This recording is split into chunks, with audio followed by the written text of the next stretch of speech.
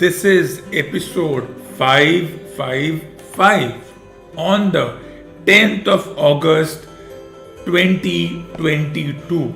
And as expected, India's team for the Asian Champions Trophy has been announced. While most of the players are the usual suspects who have been performing over the past 6 to 7 months and have earned a place in their side. Two individuals who were out due to injuries and rest have been drafted again. And who are those two? They are the two prodigal sons over whose there was a lot of conversation over these two individuals.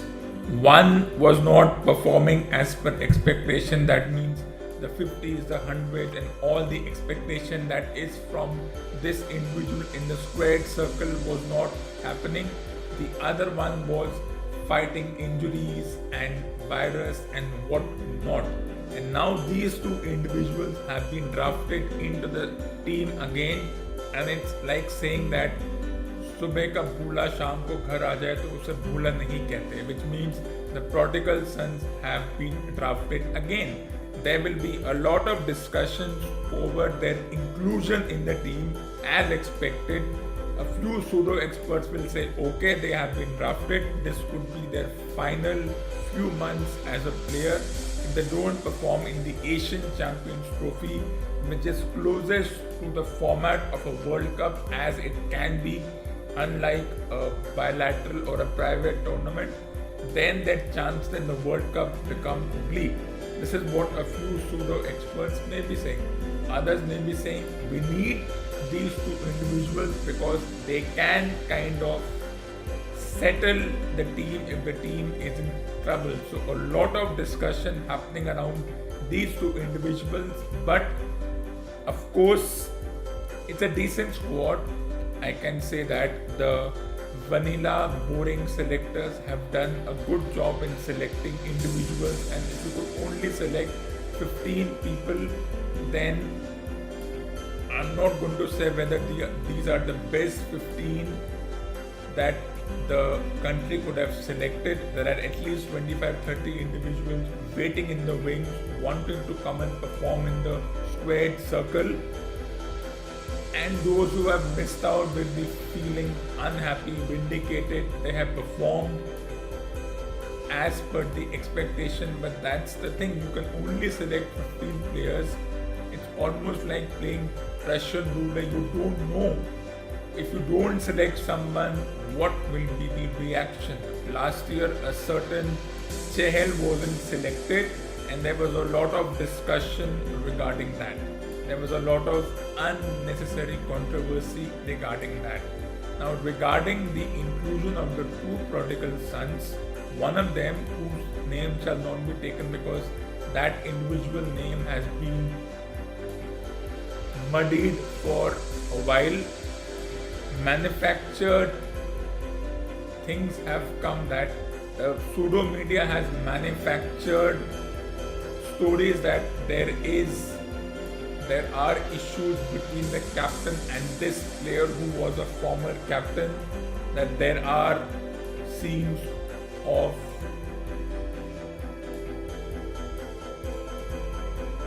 not being on the same page in the locker room. We don't know. These are all manufactured stories.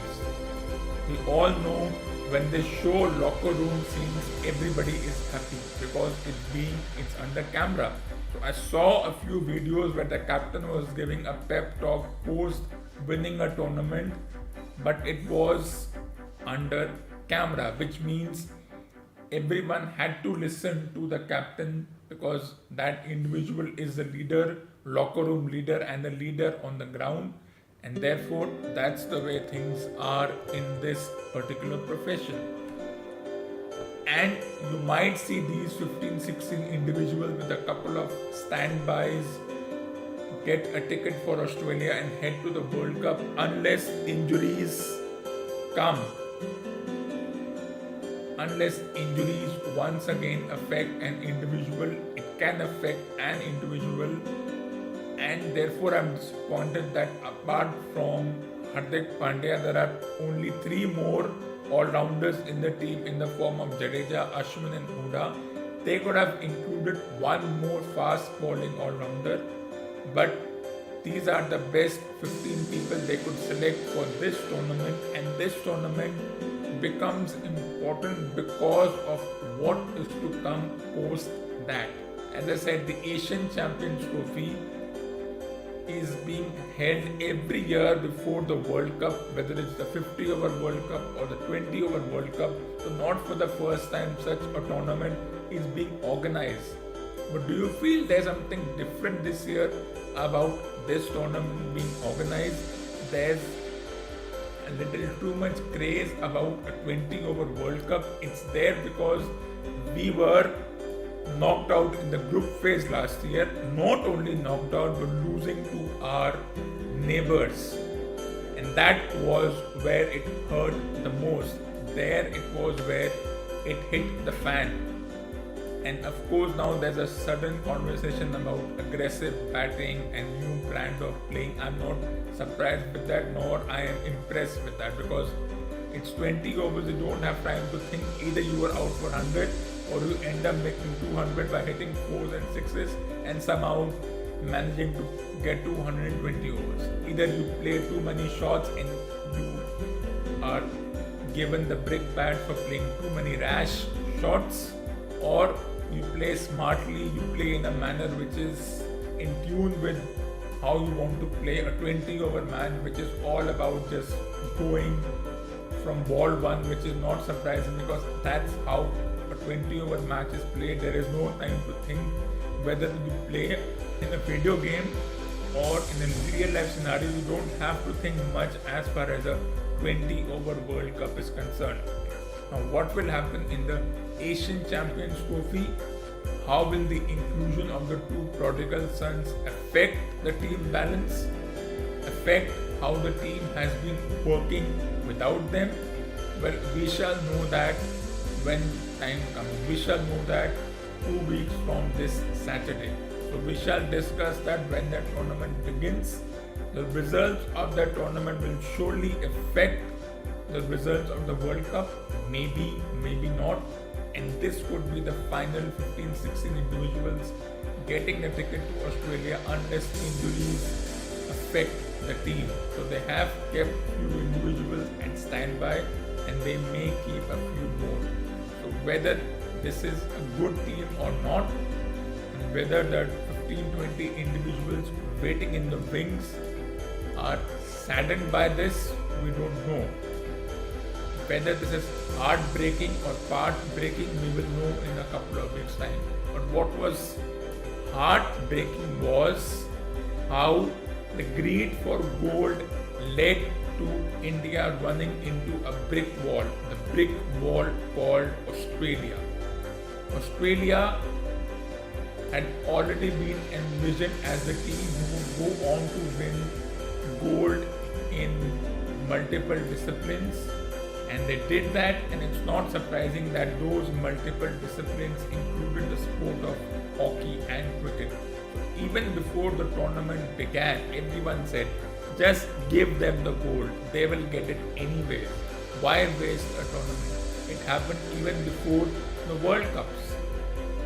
And this is exactly how the thing happened. The greed for gold, and the greed was not exactly coming from the players, but it was coming more from the outside noise. Get the gold, get the gold. Silver is not enough. Bronze is good but not enough. Get the gold, get the gold. The greed for gold means there was pressure on the players of various disciplines. Path breaking for those who earned a gold medal in their individual disciplines. Good for them in table tennis or weightlifting or combat sports, good for them. Of course, there will be question asked that their opponents were not as tough as you would find them in an Olympic situation. But if that's the best you can have in this particular tournament, then you have to live with it. When the Olympic comes in 24, we'll see what happens. We'll see. So let's discuss that. The hockey women's team went on to win the bronze. Of course, they were denied a final opportunity in the final because they lost to Australia after the full time score was 1-all. Umpiring errors and organizers' errors meant that the penalty shootout score eventually ended up as 3-0 and Australia women's team went to the finals. I don't know what was the final result of the Australian women's team in the finals, but I presume they must have won the gold. So the hockey women's team went on to win bronze. Of course, it was a near shootout situation again. Bronze in the context of things. At this point, you can say that okay, they did a good job after whatever happened in the semi-finals, and we won't go into that discussion because there are not much expectation from the hockey women's team. How many players do you know from the hockey women's team? The fact that they even reached the semi-finals is a big deal because they did not perform as per expectation in the World Cup. So after whatever happened in the World Cup, where the expectation from the hockey women's team always has been nil. If they're able to perform, we get all excited.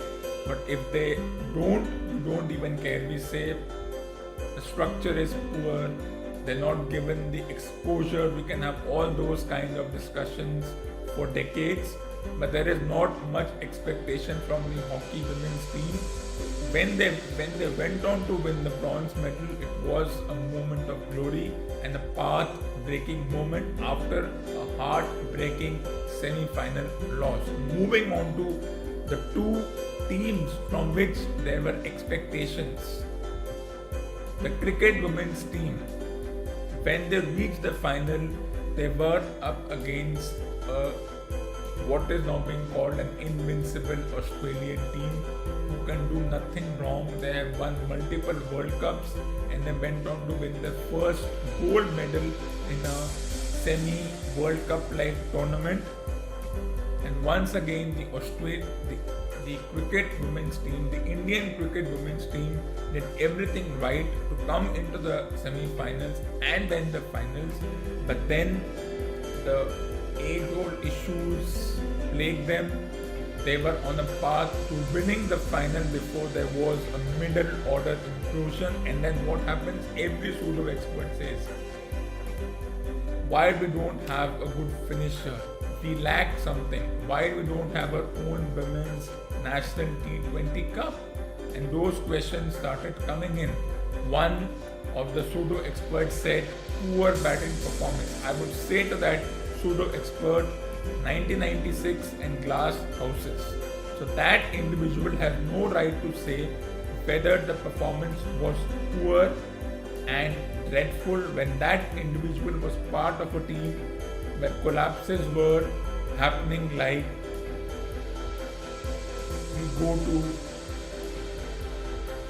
we do our basic things every day. So let's not even listen to that individual. No one cares what that individual has to say. I would just tell that individual glass houses.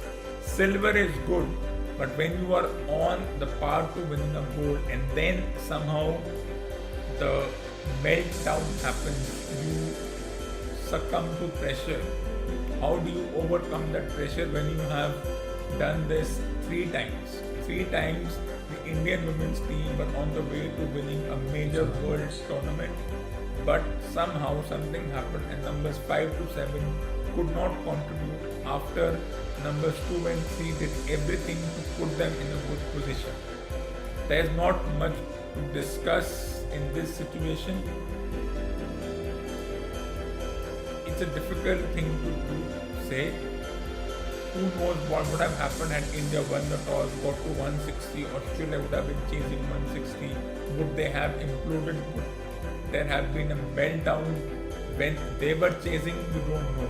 The thing is to move on. They can call themselves silver medalists, runners up in the final 3 times, and there will be a time when they will win a world tournament. They just have to get a few things right. It's basically the mind rather than the technique which can get to you. The Australian women's team have gone through that phase and they're not worried about it. Is this the best Australian team? The women's division? I don't know. I'm not getting into that debate, nor I'm going to get too much into that because it's subjective. If they win the gold, they win the World Cup, they are the best. And now you can see that the Australian women's team have developed a formula where everyone knows what they have to do. There is not much confusion regarding the roles of individuals, and they all know what they have to do. When one of the players has a strike rate of 160, then they know what they have to do, which is rare. On average, a women's team has a strike rate of 120, 125, which is considered good. But there are some rare individuals who have a strike rate of 150 plus, even though they have only played 14, 15 matches. But that's the impact. Maybe we need individuals like that, or maybe we need a few more muscles added to the women's team. So anything is possible. There's a 20-over World Cup coming around soon. There's a 50-over World Cup which is going to be hosted by India in 2.5 years' time. So they have to just look at things where they can improve, where numbers 5 to 7 can just carry on the momentum gathered by numbers 1 to 4. And if that can happen, then nobody will stop them from winning world tournament. But it would be laughable if I say that this women's team will win the next world tournament. As long as the Australian women's team reaches the final, nobody is stopping them. They're invincible, they are perfect. Nothing can stop the Australian women's team winning World Cups for the next 10 years. Well, of course, we are going to be excited about it, and people are going to laugh if I say that the current women's team has the pedigree. But who knows what will happen in the next 2.5 years? I'm not going to get too much into those details. The fact that cricket was even allowed to be a part of such a tournament is itself a huge development, and whether it becomes a part of even a bigger showcase called the Olympics, the overhyped Olympics, I don't know how will they adjust that in their schedule. Whether both the men's and women's team will be part of that is something that needs to be looked upon, and that's something which will be a very interesting development. Moving on, the hockey men's team also ran into a big wall, their usual nemesis Australia. Not for the first time, they have faced Australia in the final and they have not been able to get that momentum they often do at the group stage or at the semi-final stage. They did everything to avoid playing Australia in the semi-final, but everyone knew once they would reach the finals, Australia would also follow them. So the hockey men's team lose 7-0. Once again, former experts, former coaches were scathing in their analysis that they were not present, they were sleeping, the defense was weak, and there was Australian men's team were allowed to come in the defensive part of the Indian team and they just attack, and the men's team just succumb to the pressure of being there. We can debate that. So silver medal is good, but of course you want to go for gold. But as long as Australia exists, gold is a pipe dream. So whether it's the women's team in the hockey division, the women's team in the cricket division, or the hockey team in the men's division and the hockey division, it's going to be a tough road as long as teams like Australia are lurking around. And if a team like Australia reaches the final, whether it's cricket or hockey, men or women, whether it's Commonwealth, Olympics, or 50 overs, 20 overs, whatever be the format of the particular tournament, you expect them to win the tournament. We have already done that. So if, for example, in the Cricket World Cup, Australia somehow reaches the finals of the tournament and India follows suit, you have a you have a hypothetical situation where India and Australia are in the finals of a 20 over World Cup. There is no doubt that every pseudo media, every pseudo expert will put their money on Australia because it's Australia. They have created that aura, that charm. They will get the gold. And the Indian team will somehow succumb. Even if it's a cricket team who have beaten Australia before at knockout levels, it doesn't matter what they have done before. But when that will happen, I don't know. What will happen in the World Cup, I don't know. What will happen in the Asian Champions Trophy, I don't know. I'm looking forward to those tournaments. And of course, can the cricket team winning a major tournament after a while make up for the efforts or lack of efforts for the hockey men's team, the cricket women's team, or the hockey women's team who could not get the job done? I don't know. No one connects this thing.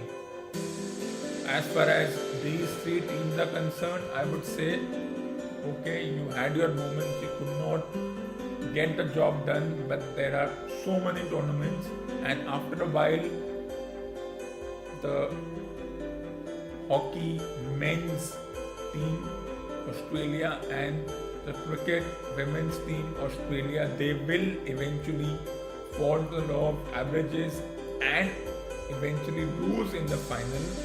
Who do they lose to?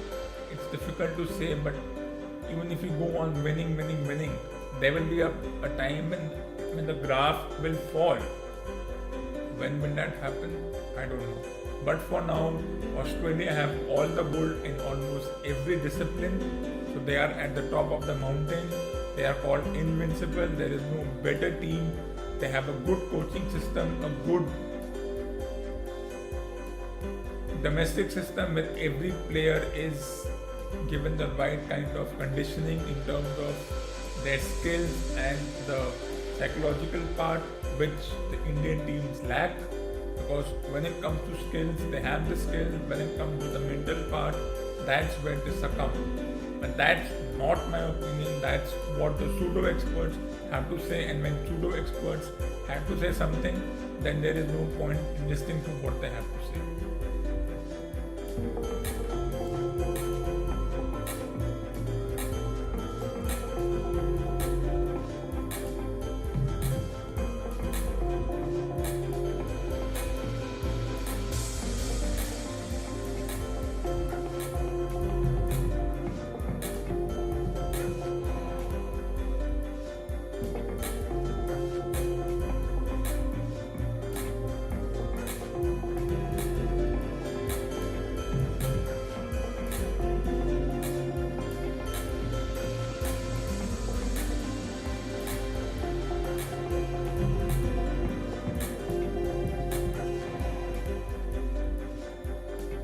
This ends episode number 555.